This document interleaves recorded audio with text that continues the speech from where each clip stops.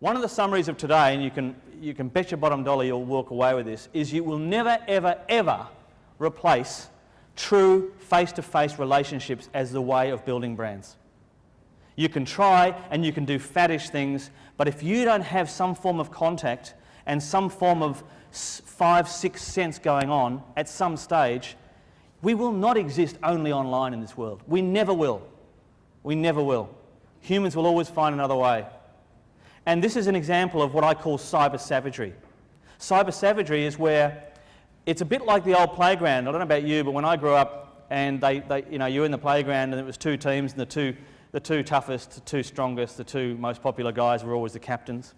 And they started picking. You know, the guy at the end that always got picked last felt really bad, but there was cruelty, wasn't there, in the playgrounds? And someone said, I want to be your friend, I want to talk to you. No, go away. We had none of the niceties that we get taught later on. So the playground's a savage place. That's the internet. That's social networking. It's a savage place. Can I be your friend on Facebook? No, you can't. I don't have to look at you when I say that. I just have to bar you. I can drop you. It's a bit like Lord of the Flies, you know, kill a pig, spill his blood.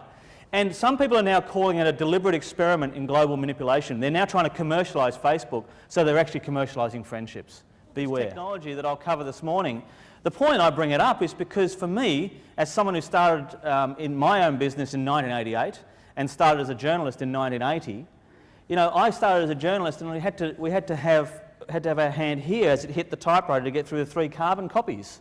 You know, this world has changed, and the change brings about interesting observations of human behaviour.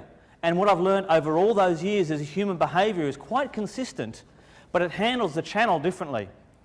This is the sort of thing that makes us laugh. The mouth, the bears catch only the tastiest, most tender salmon, which is exactly what we in John West want.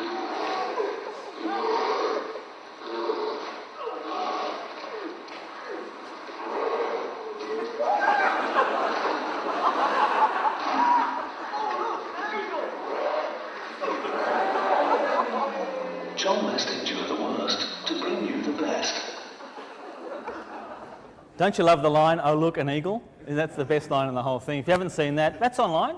There's an epidemic of viral emails. I mean, that's not new, that one. But the beauty about that is, as a brand, John West have done a terrific job over the last 10 years to understand that, you know, they could get serious about how they manufacture their salmon and tuna and everything else, and their plants and their policies and why it's great, or they can just make us feel the best about John West that we possibly can, because you know what, buying tuna and salmon doesn't change our lives, but we might just have a smile when we go past it in a supermarket aisle.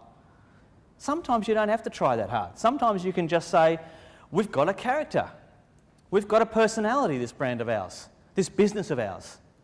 And let me just deal with the word brand before we go any further, because some of you may be here thinking, branding, I don't know if we're a brand, we're a bit small to be a brand.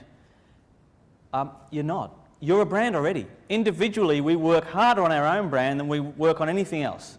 Branding is merely a way of other people being able to remember and recall and enjoy what you are, what your business is, because they understand there is a kind of an emotional side to it that creates an emotional loyalty. If you're not a brand, you're a commodity. And a commodity is traded on price and opportunity. So you've got distribution, price, and that's about, you know what, we can all match that. A brand gives you something else. A brand gives something, and I'll discuss that when I come to the 3 B's of B branding. So everybody in this room should be trying to be a brand. Absolutely. And John West have shown us that you can do it through character. But the viral epidemic shows us that you can actually do it in so many different ways now, but be careful to not take the wrong cues. So let me summarise this first, who are we really?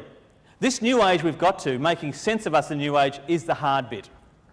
And the idea of how do we best engage is the thing I'm obsessed by. I look at audiences every day and I see how they engage and I see how they don't engage. You know, if I gave you statistics and figures and facts, you'd be busily writing away. I guarantee you, because you think that's important. And you'd be going, yeah, I think I got it. Is there a handout? I think I got it. And you'd walk away with lots of data and lots of information, and you'd feel lots of knowledge, and you'd be able to go back and sprout it out and sort of say, look what I know. But would you actually be engaged? And I don't think you would. I think you'd be informed.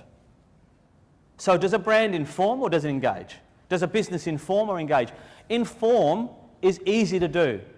Knowledge is knowledge, it's not wisdom. So what I'm going to push you to do this morning is really understand the difference between being a brand that just informs of what your offer is versus a brand that actually engages a customer in what you stand for emotionally.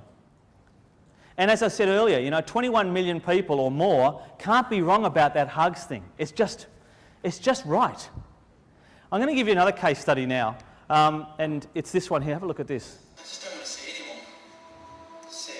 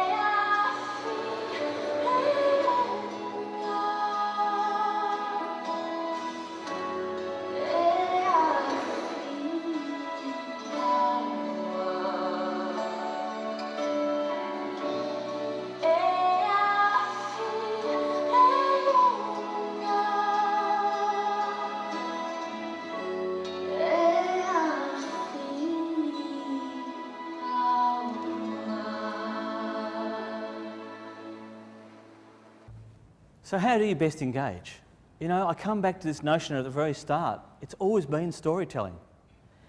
Find a story. It can be a quick story, it can be a long story, but find a way of getting across something about your business that actually taps into the emotive drivers of that category. In this category here, Air New Zealand have tried a few things over the years. Some have worked and some haven't. I actually like this approach because it reminds me that, if something really happens with my mother or my father and they're overseas or just I need to be somewhere, the efficiency of a great airline is the answer to getting there. And it says you just do it, and it taps into something. And I think they understand what their story of what they're trying to be. They're trying to be the connector. They're really trying to exist to unite people. That's what they're saying. Now, there becomes a different issue on every brand about whether you live up to it, whether your systems allow you to do that. Talk about great advertising and branding puts a bad business out of business twice as fast. So be very careful that you get your systems aligned. So please don't go away from today thinking systems and regulation aren't important. They are after the fact, after you set your brand proposition and align it to what you can deliver. Now, I don't know about you, and I haven't travelled on Air New Zealand enough, probably only half a dozen times in the last year, to know consistently whether they're going to make this, whether they can be the reliable way to unite.